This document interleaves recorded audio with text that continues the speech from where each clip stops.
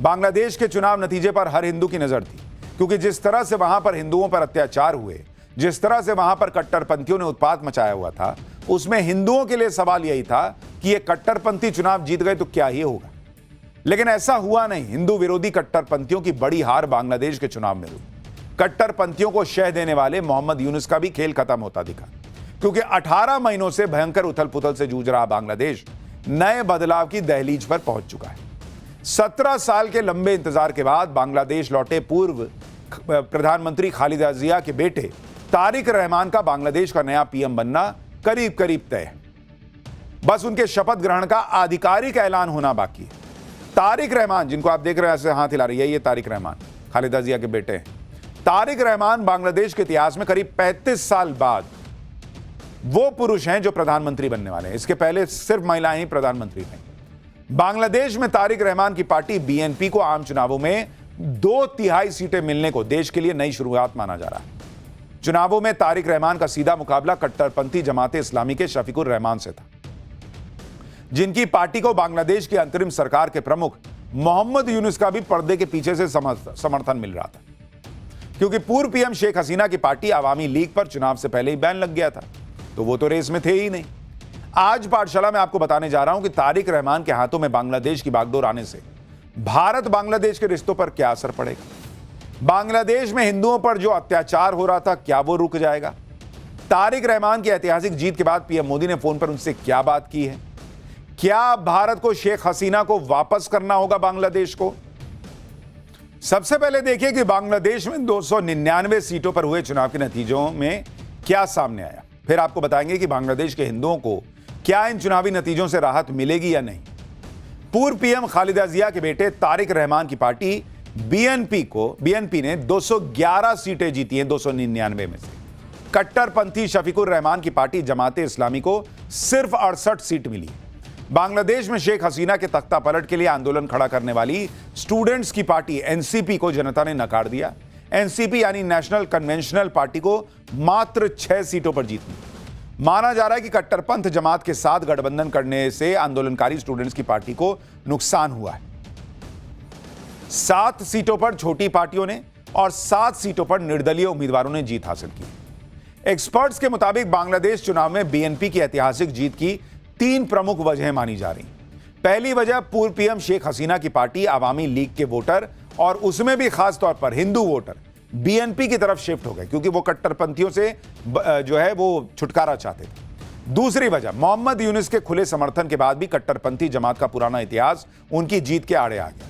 बांग्लादेश के लोग इस बात को नहीं भूल पाए कि बांग्लादेश के मुक्ति संग्राम को जमात ने विरोध किया था।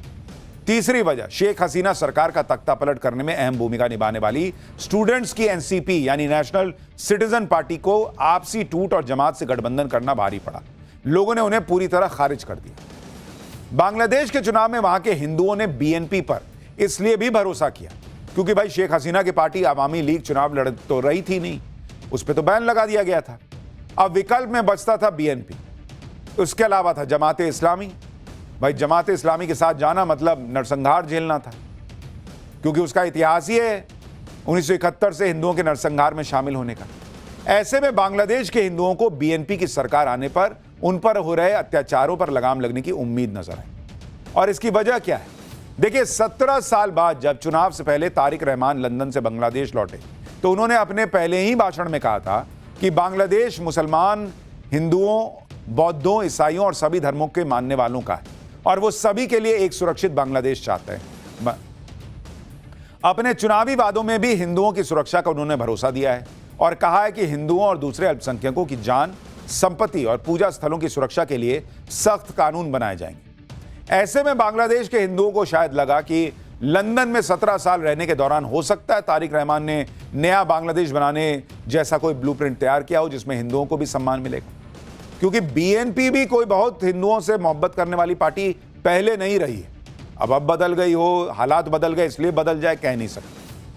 आप देखें कि शेख हसीना की पार्टी अवामी लीग के हिंदू वोट किस तरह से बीएनपी की तरफ शिफ्ट हुए। बीएनपी को अवामी लीग के गढ़ माने जाने वाले हिंदू बहुल गोपालगंज के अलावा खुलना, सिलहट, चटगांव, ठाकुरगंज में बंपर जीत मिली। गोपालगंज जिले में जहां करीब 22% हिंदू आबादी है, यहां की तीनों सीटों पर बीएनपी को जीत मिली। पूर्व पीएम शेख हसीना की हिंदू वोटों पर पकड़ इतनी मजबूत रही कि वो खुद भी गोपालगंज सीट से ही चुनाव लड़ती थी।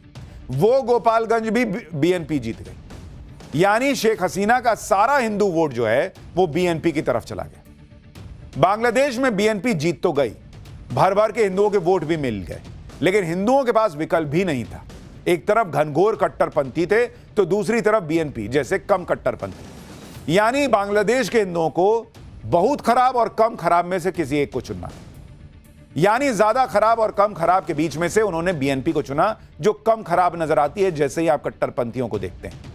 इसलिए आप देखिए कि बांग्लादेश के चुनाव में बम्पर जीत के साथ ही तारिक रहमान की पार्टी बीएनपी ने तेवर दिखाने शुरू कर दिए। बीएनपी ने कहा कि भारत के सामने शेख हसीना का मुद्दा उठाया जाएगा। बीएनपी भारत से शेख हसीना के प्रत्यर्पण की मांग करेगी। बीएनपी सरकार की तरफ से आधिकारिक तौर पर अपील की जाएगी, ट्रायल का सामना करने के लिए शेख हसीना को वापस भेजा जाए। हालांकि बीएनपी के नेता ने यह भी कहा कि दोनों देशों के विदेश मंत्रालय नियमों के हिसाब से इस पर काम करेंगे। यानी बीएनपी ने अब भी इस मुद्दे पर बातचीत करने की गुंजाइश छोड़ी है। ऐसा इसलिए हो रहा है क्योंकि तारिक रहमान और बीएनपी भी जानते हैं कि नरेंद्र मोदी जब से प्रधानमंत्री बने उन्होंने हमेशा नेबरहुड फर्स्ट पॉलिसी पर जोर दिया है। और आज भी बांग्लादेश के चुनावी नतीजे आते ही पीएम मोदी ने पहले चुनाव में जीत के तुरंत बाद तारिक रहमान को बधाई दी और फिर नतीजे आने के कुछ घंटों बाद उनसे फोन पर बात भी की। दोनों देशों के रिश्ते पटरी पर लाने की पहल खुद पीएम मोदी ने की। तारिक रहमान से फोन पर हुई बात की जानकारी पीएम मोदी ने खुद ट्वीट करके दी और लिखा कि तारिक रहमान से बात करके खुशी हुई, उन्हें बांग्लादेश चुनाव में शानदार जीत के लिए बधाई दी, बांग्लादेश के लोगों की उम्मीदों को पूरा करने की उनकी कोशिशों के लिए अपनी शुभकामनाएं और समर्थन दिया। दो करीबी पड़ोसियों के तौर पर जिनके ऐतिहासिक और सांस्कृतिक रिश्ते बहुत गहरे हैं, मैंने दोनों देशों के लोगों की शांति, तरक्की और खुशहाली के लिए भारत के कमिटमेंट को फिर से दोहराया। यानी पीएम मोदी ने क्लियर मैसेज दिया है तारिक रहमान को कि भाई भारत तुम्हारे साथ बेहतर रिश्ते बनाने को तैयार है, बशर्ते कि तुम हिसाब से चलो, हिंदुओं पे अत्याचार ना करो, पाकिस्तान की गोद में ना जाके बैठ जाओ, चीन की गोद में ना जाके बैठ जाओ। तारिक रहमान की पार्टी बीएनपी ने भी बधाई के लिए पीएम मोदी का आभार जताने में देर नहीं लगाई। मोदी की बधाई का स्वागत किया और दोनों देशों के बीच मैत्रीपूर्ण संबंधों पर जोर दिया और दो पड़ोसी देशों के बीच रिश्ते मजबूत होने की उम्मीद जताई। बीएनपी भारत से रिश्ते सुधारने को अहमियत दे रही क्योंकि बांग्लादेश और भारत की करीबी से साउथ एशिया का पावर बैलेंस बदल सकता है। आप देखिए कि बांग्लादेश में बीएनपी की जीत का भारत पर क्या असर होगा। सबसे बड़ा मुद्दा तो शेख हसीना का है, जो तख्ता पलट के बाद भारत में रह रही है, जिसके बारे में बात करने का इशारा बीएनपी ने ऑलरेडी दे दिया। बांग्लादेश में अब चुनी हुई सरकार है तो भारत पर शेख हसीना को वापस भेजने का दबाव भी बढ़ेगा। भाई पहले तो आप कह सकते थे कि वहां से उनको भागना पड़ा, कट्टरपंथी थे, अब तो भाई चुनी हुई सरकार है तो भाई शेख हसीना को तो वापस जाना होगा, यही बीएनपी कह रही है। वहीं तारिक रहमान भारत से रिश्ते बढ़ाने के लिए पाकिस्तान और चीन से दूरी बना सकते हैं। बीएनपी ने चुनाव में कहा भी था कि वो किसी भी देश का दबाव या प्रॉक्सी न बनकर संतुलित विदेश नीति अपनाएगी। यूनिस के शासन में कई कट्टरपंथियों और आतंकवादियों को रिहा किया गया था। साथ ही बांग्लादेश में यूनिस के काल में आईएसआई भी एक्टिव हो चुकी थी। भारत को उम्मीद होगी कि तारिक रहमान कट्टरपंथियों और पाकिस्तानी एजेंडे से दूरी बनाएंगे। वहीं भारत के लिए बड़ा मुद्दा बांग्लादेश से होने वाली घुसपैठ भी है। भारत के लिए एक बड़ा चैलेंज यह भी है कि भारत और बांग्लादेश बॉर्डर पर कट्टरपंथी जमात ने मजबूत प्रदर्शन किया। जमात को जिन इलाकों में सफलता मिली वो ज्यादातर ग्रामीण और सीमा के पास के इलाके हैं। आप मैप देखिए बांग्लादेश का, जो भारत से लगा हुआ बॉर्डर है वहां आपको हरा हरा दिख रहा है, देख रहे हैं? यानी बॉर्डर के पास जमाते इस्लामी जीत गई है। ये ऐसे इलाके हैं जो पश्चिम बंगाल, असम और सिलीगुड़ी कॉरिडोर के करीब हैं। ये पूरा इलाका एक तरह से भारत की सीमा से जुड़ा लंबा बेल्ट है। इन इलाकों में जमात के जीतने से घुसपैठ और तस्करी के बढ़ने के आसार हैं और इसलिए यह भारत के लिए एक चुनौती है कि पूरे बांग्लादेश में तो बीएनपी जीत गई, लेकिन बॉर्डर के इलाके में यह हरा हरा जो दिख रहा है जमात इस्लामी का जीतना, यह एक तनाव वाली बात है। कट्टरपंथी जमात के पाकिस्तान से भी कनेक्शन है और ये लोग भारत विरोधी माहौल बनाते रहते हैं। ऐसे में चुनौती बड़ी है। चुनौती यह भी है कि बीएनपी जैसी पार्टी जो बांग्लादेश में सत्ता में आ गई है, उससे कैसे कट्टरपंथियों के दबाव में आने से रोका जाए, क्योंकि हिंदुओं को लेकर बीएनपी का इतिहास भी बहुत अच्छा नहीं है। करीब 25 साल पहले 2001 में जब बीएनपी ने आखिरी बार सरकार बनाई थी, उस वक्त बीएनपी ने जमाते इस्लामी से गठबंधन करके शेख हसीना की पार्टी आवामी लीग को सत्ता से दूर किया। बीएनपी और जमात की गठबंधन वाली इस सरकार के दौरान पूरे बांग्लादेश में हिंदुओं की हत्या हुई, रेप, लूटपाट, मंदिरों को नष्ट करने की घटनाएं आम हो गई थी। इंटरनेशनल एजेंसीज की रिपोर्ट में दावे किए गए थे कि साल 2001 से 2006 के दौरान हजारों अल्पसंख्यक परिवारों को हिंसा, पलायन और मौत का सामना करना पड़ा। बांग्लादेश के सुप्रीम कोर्ट की जांच में इस बात की पुष्टि हुई थी कि बीएनपी और जमात के 26,000 से ज्यादा नेता और कार्यकर्ता, जिसमें मंत्री और सांसद भी शामिल थे, वो हिंदुओं पर होने वाले अत्याचारों में शामिल थे। यानी बीएनपी ये कर चुकी है जो जमात आज कर रही थी। लेकिन एक बात समझिए, 2001 से 2006 के बीच हिंदुओं पर अत्याचार करने के बाद बीएनपी सत्ता से जो गायब हुई, तो अब जाकर 20 साल बाद लौटी। उसका सूपड़ा साफ हो गया। बीच के हर चुनाव में 100 सीट भी नहीं पार कर पाई थी। इस बार बीएनपी को 2/3 मेजॉरिटी हिंदुओं की वजह से मिली है।